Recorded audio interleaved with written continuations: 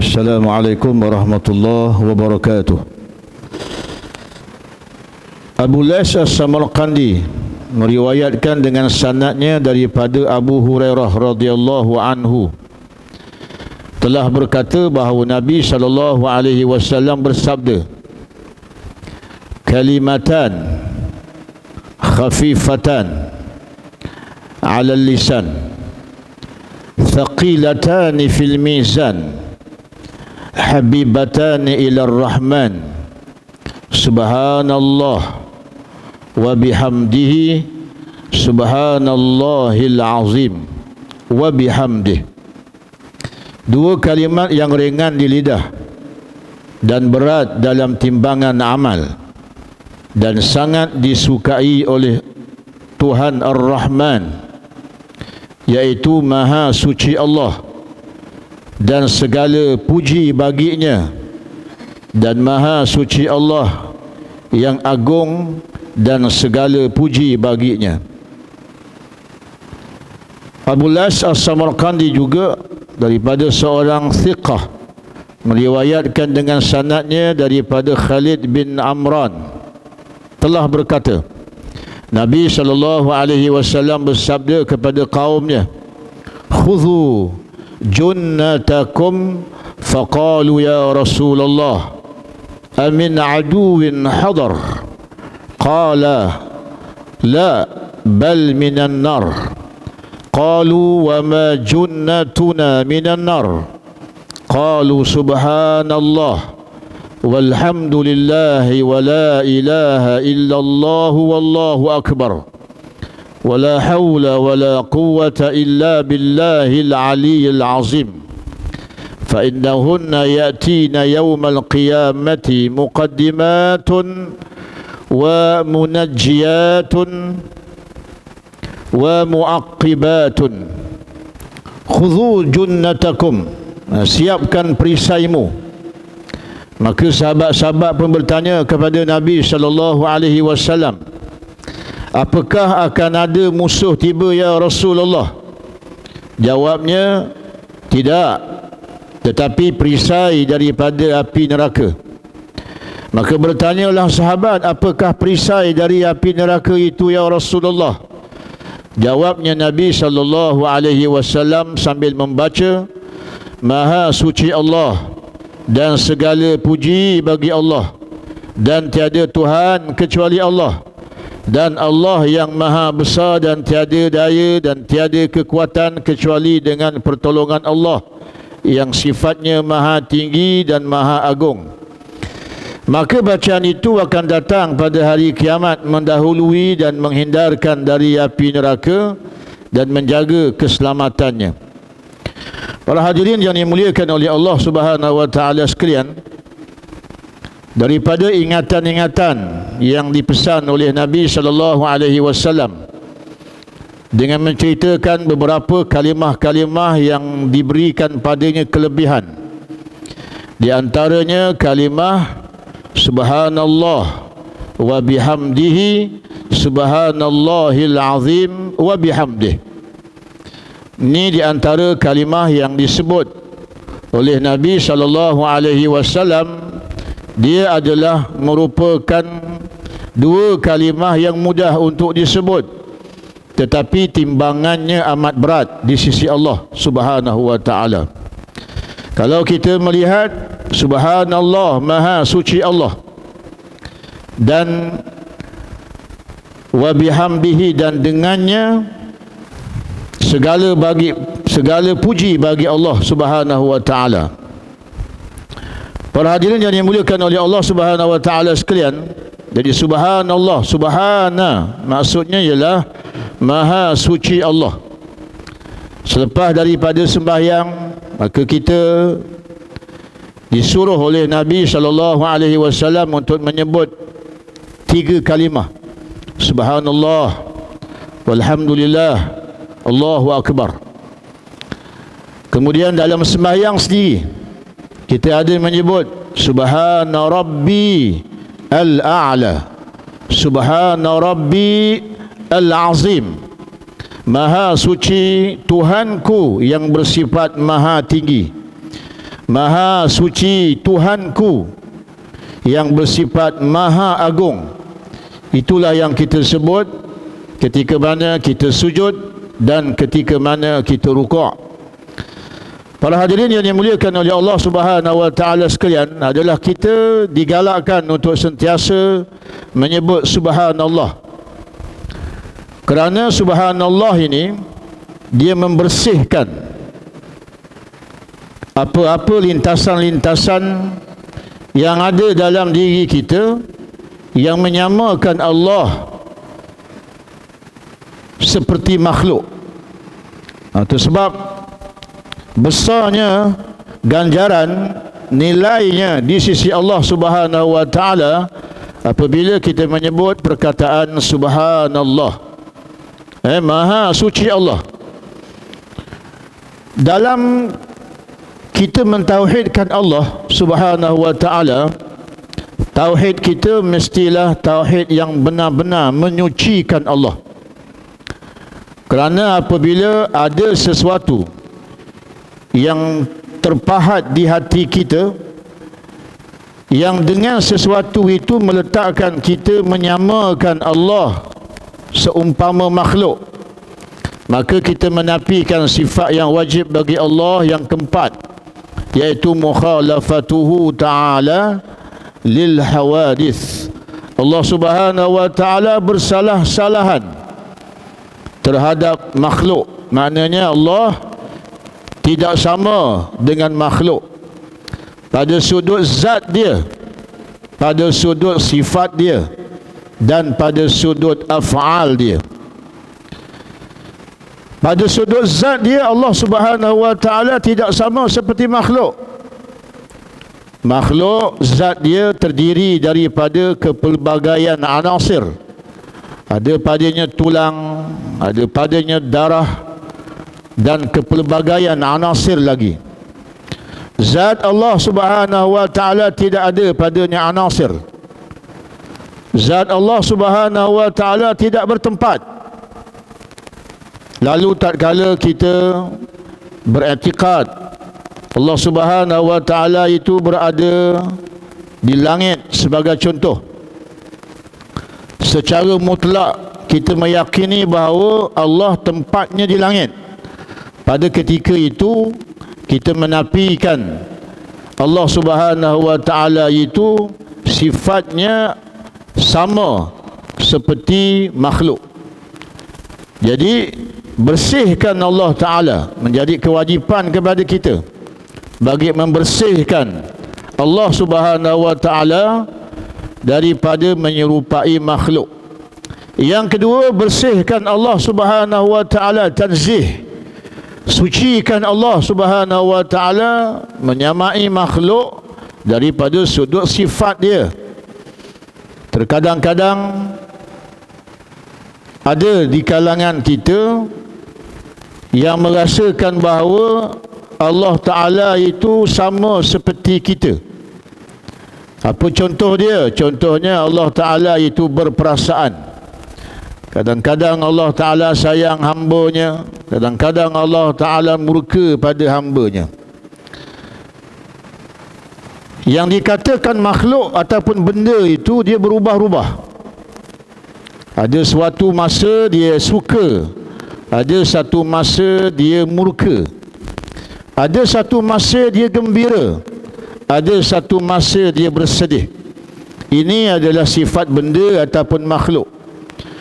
Maka bila kita sebut subhanallah, itu sebab subhanallah tu nilaian dia terlalu tinggi, kerana kita membersihkan, menyucikan Allah daripada apa jua gambaran kita yang menyerupai makhluk. Jadi adakah Allah Subhanahu wa ta'ala berperasaan? Jawapannya tidak. Bila ditanya adakah Allah Ta'ala itu berperasaan? Jawapannya tidak, kerana perasaan hanya dimiliki oleh makhluk. Kalau Allah Subhanahu wa ta'ala itu berperasaan, bila hamba tadi taat kepada dia, dia suka, maknanya dia mengambil faedah daripada taat hambanya. Tatkala hambanya tidak taat kepada dia. Dia marah dan dia murka. Dia mengambil juga manfaat daripada perbuatan hamba tadi, iaitu dia mengambil murkanya disebabkan oleh makhluk, sukanya dia disebabkan oleh makhluk. Oleh kerana itu, para hadirin yang dimuliakan oleh Allah Subhanahu wa taala, yang dikatakan subhanallah, dia terlalu mudah untuk disebut, tetapi penafsirannya terlalu berat untuk kita fahami. Lantaran itu, apabila ada lintasan-lintasan bahawa Allah sama dengan makhluk di bahagian ini, maka para ulama tauhid menyatakan yang dimaksudkan Allah murka ialah Allah menyediakan azab. Yang dimaksudkan Allah Subhanahu wa taala itu dia suka dan gembira, Allah menyediakan nikmat dan pengampunan. Jadi melepaskan diri kita menyamakan Allah seperti mana makhluk. Jadi bila kita sebut subhanallah, maha suci Allah, dengan maksudnya ialah kita sucikan, bersihkan Allah Ta'ala daripada menyerupai makhluk walaupun sekecil-kecil penyerupaan. Maka barulah apabila kita menyebut subhanallah, dia adalah hakikat yang sebenar.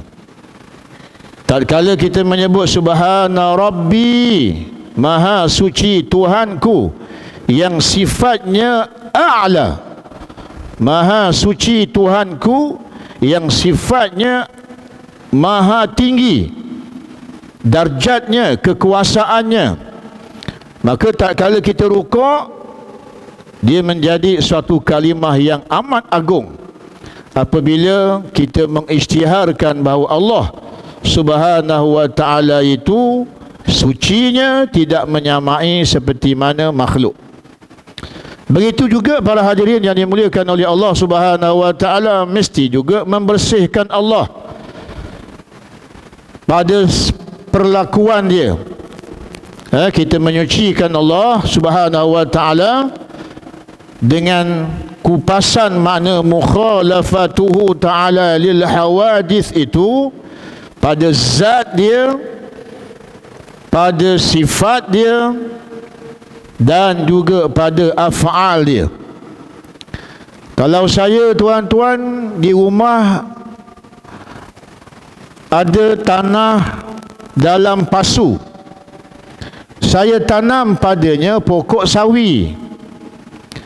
Untuk menyuburkan pokok sawi, maka saya mengambil air, kemudian saya simbahkan air di atas pokok tersebut, maka suburlah pokok tersebut. Allah menurunkan hujan.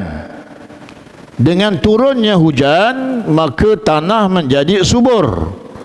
Bila tanah menjadi subur, maka pohon-pohon menjadi subur. Bila dilihat, tuan-tuan, secara kasar, apa yang saya buat menyamai dengan apa yang Tuhan buat. Sekiranya kita memahami sebegitu, artinya subhanallah kita belum lagi benar-benar sempurna. Pasal apa? Pasal saya memerlukan air untuk menyuburkan pokok. Allah juga memerlukan air dengan menurunkan hujan bagi menyuburkan pokok. Lantaran itu, kalau kita menyamakan apa yang dibuat oleh Tuhan jadi Allah sama seperti mana kita, artinya masih lagi belum sempurna makna subhanallah, kerana ada di situ kelemahan Allah. Jadi perbuatan Allah macam mana? Perbuatan Allah Subhanahu wa ta'ala ialah kun fayakun. Allah tidak memerlukan air untuk menyuburkan tanah. Allah tidak memerlukan kesuburan tanah untuk menyuburkan pokok. Perbuatan Allah kun fayakun. Sekiranya ada imbasan-imbasan dalam kita mengenal perbuatan Allah seumpama tadi, maka tatkala kita menyebut subhanallah, dia belum memaknakan Tuhan yang sebenar-benar suci, kerana terpalit Allah Subhanahu wa taala menyerupai perbuatan makhluk. Oleh kerana itu, para hadirin yang dimuliakan oleh Allah Subhanahu wa taala, menyebut perkataan subhanallah, dia menuntut kepada kita untuk mempelajari akidah. Dia menuntut kepada kita untuk mempelajari ilmu akidah, ilmu tauhid. Sekiranya kita tidak mempelajari ilmu akidah ataupun ilmu tauhid dengan bahasa yang mudah, tidak mempelajari sifat-sifat yang wajib bagi Allah, ataupun yang lebih mudah, namanya mempelajari sifat 20, maka cernaan daripada perkataan subhanallah itu tidak sesempurna mana. Jadi oleh kerana itu, para hadirin yang dimuliakan oleh Allah Subhanahu wa taala, lantaran perkataan ini menjadi berat di sisi Allah, berat timbangannya di sisi Allah, amat dicintai ungkapan ini bila disebut oleh hamba-Nya, kerana dia sedang menyucikan Allah, mentanzihkan Allah, iaitu memuliakan Allah Subhanahu wa taala. Begitu juga perkataan subhanallah menuntut kepada kita meyakini bahawa setiap sesuatu yang berlaku ke atas diri kita adalah dengan kehendak dan ketentuan daripada Allah Subhanahu wa taala. Hari ini kita gembira. Sebab apa kita gembira? Pasal berjayanya anak tadi. Tidak salah kita sebut, tetapi i'tiqad kita ialah yang memberi gembira itu adalah Allah, bukan anak. Kerana tak kala Allah nak memberi gembira kepada kita melalui anak, maka ada kelemahan di situ pada sifat Allah Subhanahu wa taala. Pada manusia, ya, manusia memang sifat begitu. Setiap perbuatan manusia mesti ada anasir, ada pekakas ataupun ada wasilah. Tidak boleh minum ataupun tidak boleh hilangnya haus, melainkan terpaksa minum padanya air. Tetapi adakah air itu yang memberi bekas? Tidak. Yang mengenyangkan, yang menghilangkan haus adalah Allah Subhanahu wa taala. Apabila kita memahami kalimah ini, maka benarlah apa yang kita katakan tadi, subhanallah. Jadi perkataan subhanallah ni tuan-tuan adalah digalakkan supaya acap kali kita sebut. Bagi tujuan apa? Membersihkan lintasan-lintasan yang tidak baik, lintasan-lintasan yang boleh merosakkan akidah kita, yang menyamakan Allah Subhanahu wa taala seperti mana makhluk. Wa bihamdihi, dan segala puji bagi Allah Subhanahu wa taala. Segala puji bagi Allah Subhanahu wa taala ni bila kita sebut alhamdulillah. Alhamdulillah, perkataan alhamdulillah ni tuan-tuan, apabila kita dapat nikmat ataupun yang seumpamanya, lalu kita merasakan terima kasih, maka perkataan alhamdulillahi itulah akidah kita. Segala nikmat yang diberi, walaupun yang mata kasarnya memperlihatkan nikmat itu dibawa oleh makhluk, tetapi hakikatnya pujian itu mesti dihalakan kepada Allah Subhanahu wa taala. Kemudian Nabi SAW menceritakan bagaimana Nabi SAW mengajar kepada para sahabat supaya bersiap, supaya mengambil perisai, yang mana perisai tersebut menyelamatkan seseorang itu daripada api neraka Allah Subhanahu wa ta'ala. Apabila Nabi menyatakan, wahai sahabat, ambillah perisai, maka di kalangan para sahabat menyatakan, ya Rasulullah, adakah musuh akan datang tatkala engkau menyatakan ambil perisai? Jawab Nabi SAW, tidak, tetapi yang aku maksudkan ialah perisai daripada sambaran api neraka Allah Subhanahu wa ta'ala. Qalu wa ma junnatuna minan nar. Kemudian sahabat pun bertanya kepada Nabi, ya Rasulullah, apakah perisai yang boleh menyelamatkan kami daripada neraka? Maka Nabi SAW mengajar, yaitu kalimah subhanallahi walhamdulillahi wa la ilaha illallahu wallahu akbar wa la hawla wa la quwwata illa billah al-aliyyil azim. Dibaca banyak kali, subhanallahi walhamdulillahi wa la ilaha illallah allahu akbar wa la hawla wa la quwwata illa billahil aliyyil azim. Ungkapan ini tuan-tuan memang kita baca pada wirid selepas sembahyang. Maknanya kita telah beramal sejak daripada dulu lagi. Habis daripada sembahyang, di antaranya yang disebut kita subhanallah, kemudian susuli dengan alhamdulillah, kemudian kita tutup dengan perkataan Allahu akbar. Allahu akbar. Kemudian kita sambung pula dalam wirid tersebut, wala haula wala quwwata illa billahil aliyyil azim. Maknanya setiap kali lepas daripada kita sembahyang, kita telah pun menyebut wirid ini ataupun kalimah ini. Kata Nabi SAW, orang yang beramal dengan kalimah-kalimah ini, fa innahunna ya'ti yaumal qiyamati, perkataan ini, kalimah ini akan datang mendahului kita pada hari kiamat nanti, muqaddimatun wa munajjibatun, dia akan menjadi penghalang daripada sambaran api neraka. Dengan makna yang mudah, kita berjalan besok di hari kiamat, kalimah-kalimah ini menjadi penghalang ataupun penghalang daripada sambaran api neraka Allah Subhanahu wa ta'ala.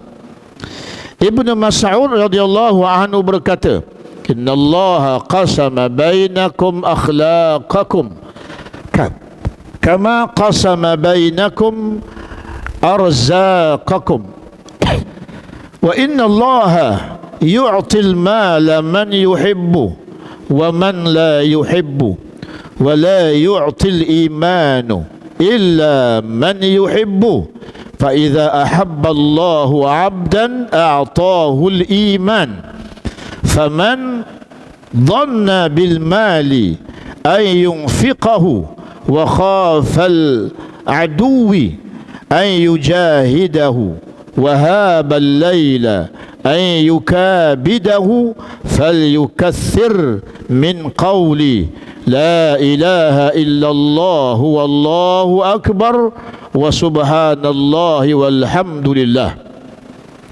Sesungguhnya Allah membagi di antara kamu akhlak sebagaimana membagi rezeki, dan Allah memberikan harta kepada yang disukai dan yang dibenci, tetapi tidak memberikan iman kecuali kepada orang yang dicintai.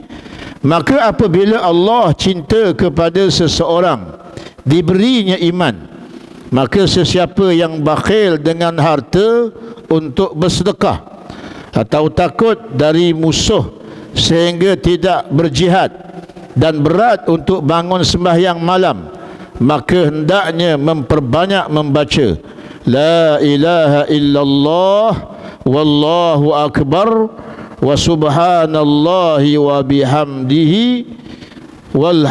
subhanallahi walhamdulillah.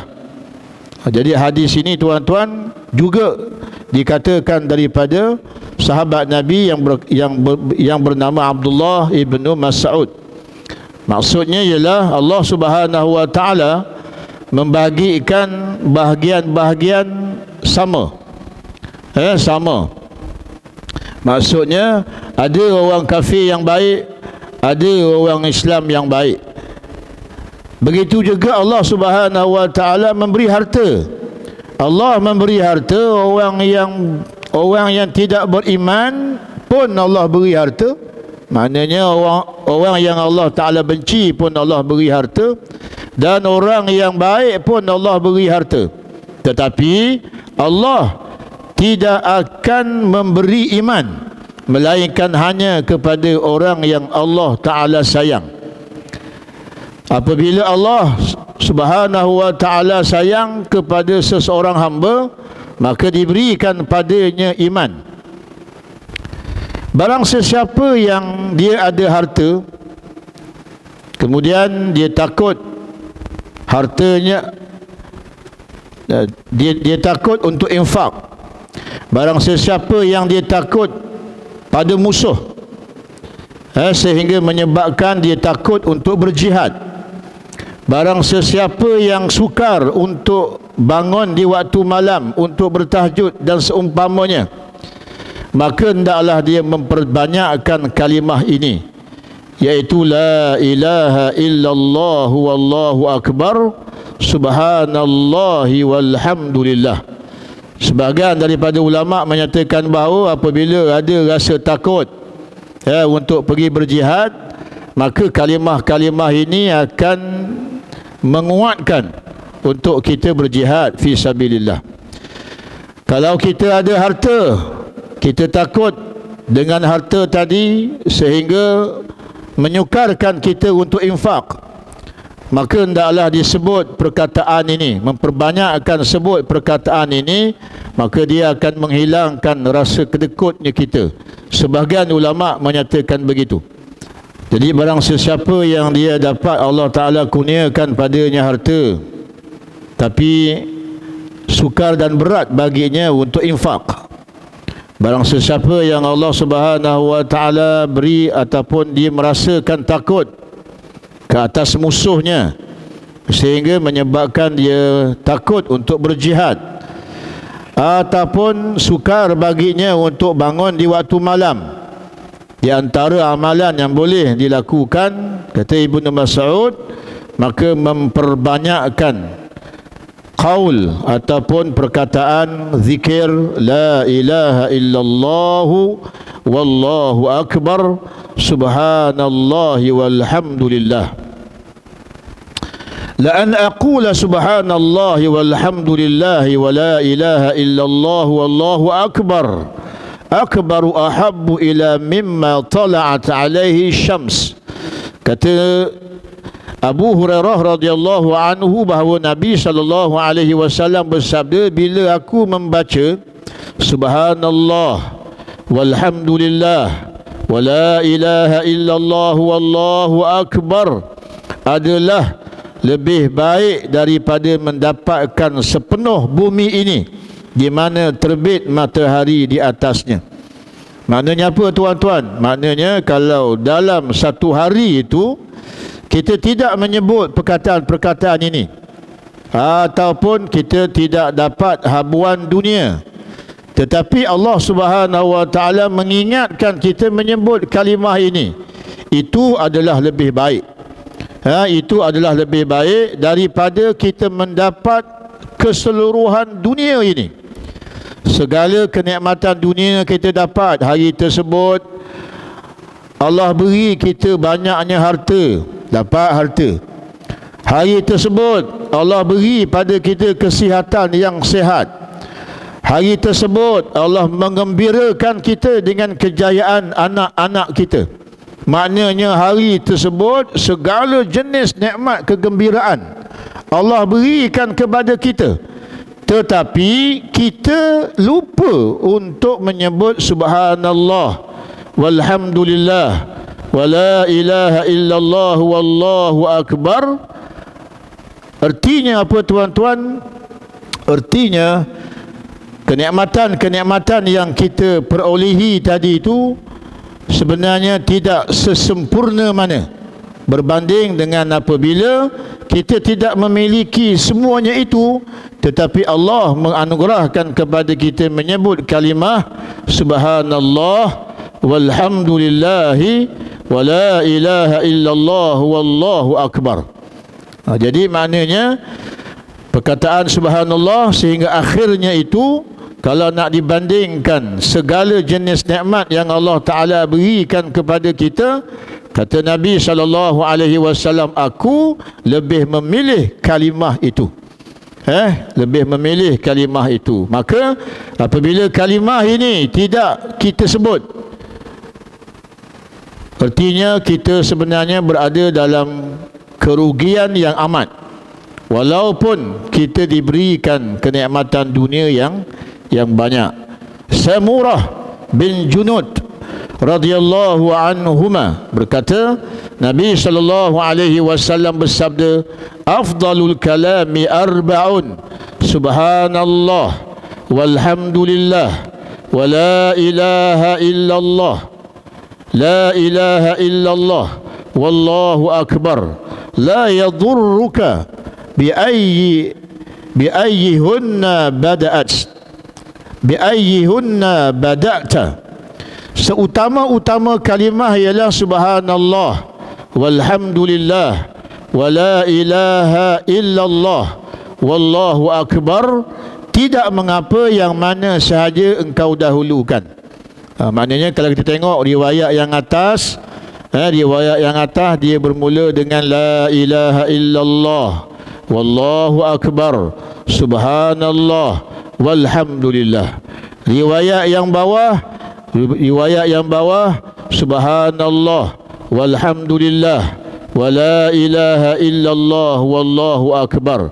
Tak kisah macam mana pun kedudukannya, semuanya diterima sebagai zikir kepada Allah dan memperolehi padanya fadilat yang besar daripada sisi Allah Subhanahu wa taala. Jadi para hadirin yang dimuliakan oleh Allah Subhanahu wa taala sekalian, saya rasa cukuplah sekadar itu daripada sedikit pembacaan dalam kitab Tanbihul Ghafilin yang membahaskan tentang tasbih, iaitu subhanallah.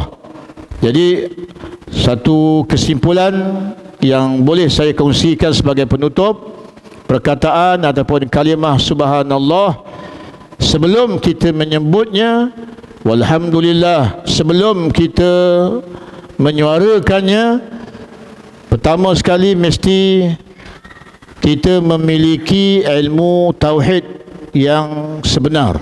Barulah dia akan mencernakan hati kita, yang cernaannya itu nanti akan membawa kepada bergantungnya kita secara mutlak kepada Allah Subhanahu wa taala. Sekiranya tidak, maka dia akan membawa kepada makna yang sia-sia. Kita sebut subhanallah, tapi rupa-rupanya pada sudut pemahaman kita, pada sudut i'tiqad kita, dia sebenarnya menyamakan Allah seperti mana makhluk. Itu sebab di kalangan para ulama-ulama ahli sunnah wal jamaah sentiasa memberikan gambaran-gambaran bagi mentanzihkan Allah Subhanahu wa taala. Di antaranya pada sudut sifat Allah Subhanahu wa taala, seperti mana yang saya katakan tadi, menyucikan Allah pada zat dia, menyucikan Allah pada sifat Allah, menyucikan Allah pada sifat ataupun pada perbuatan-perbuatan Allah. Di bahagian sifat-sifat Allah ini mesti kita bersihkan, mesti kita bersihkan. Membersihkan sifat-sifat Allah ini daripada persamaan kepada makhluk ada dua kaedah. yang diajar oleh ulama-ulama salaf, iaitu dengan tafwid. Tafwid tu maksudnya kita beriman saja pada ayat tersebut. Maksud di sini ialah sifat-sifat yang ada padanya pengertian seperti mana makhluk, ataupun dengan bahasa dalam ilmu akidah dipanggil mutasyabihat. Ayat-ayat yang mutasyabihat diselesaikan dengan dua formula, dua keadaan. Yang pertama sekali tafwid. Apa makna tafwid?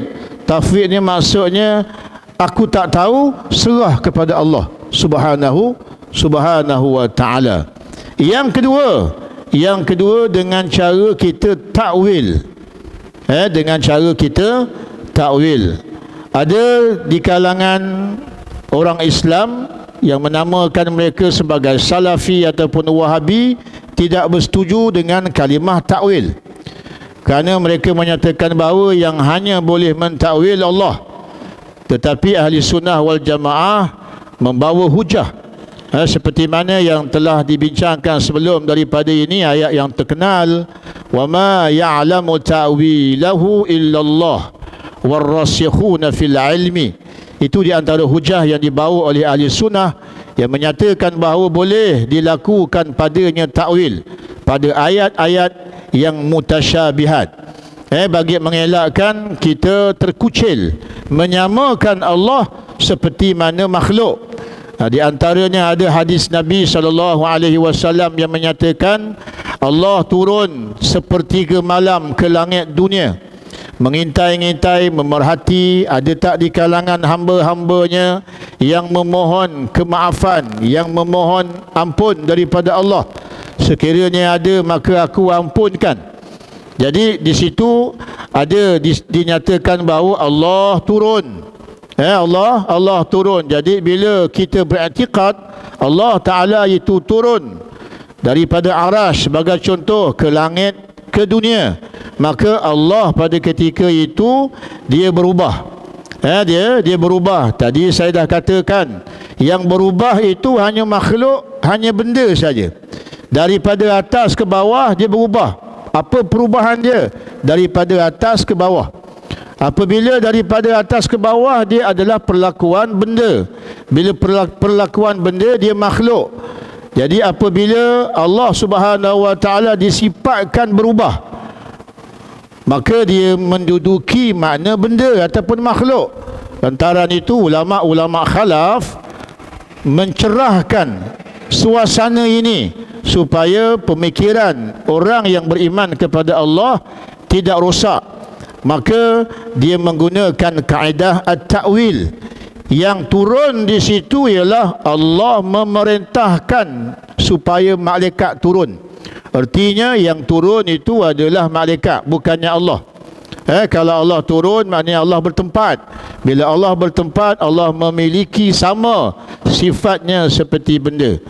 Para hadirin yang dimuliakan oleh Allah Subhanahu wa taala, mudah-mudahan memberi manfaat. Aqulu qauli hadza wa astaghfirullah li wa lakum. Wassalamu alaikum warahmatullahi wabarakatuh.